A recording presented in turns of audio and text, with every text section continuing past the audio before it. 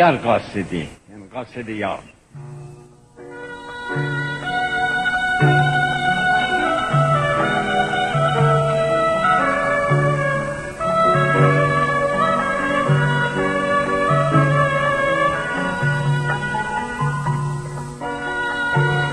Sen yarımın qasidisən, xiyalına deyirəm, bir xiyal et. Sen yarımın qasidisən, əylən sənə çay demişəm. Əylən sənə çay demişəm. Xiyalını göndəribdir, bəs ki mən axbay demişəm.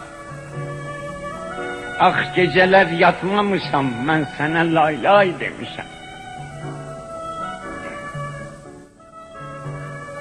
Sen yatalı mən gözümə ulduzları say demişəm.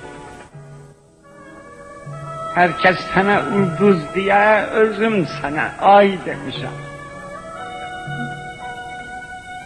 Səndən sonra həyata mən şirindirsə zay demişəm. Her güzelden bir gül alıp sen güzele hay demişəm.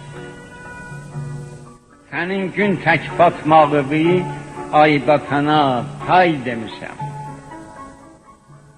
İndi yaya qış deyirəm, sabıq qışa yay demişəm. Gəh toyuvu yada salıb, mən dəli nay nay demişəm. Sonra genə yasa batıb, ağları hay hay demişəm. Ömrə sürən mən qara gün, ah demişəm, vay demişəm.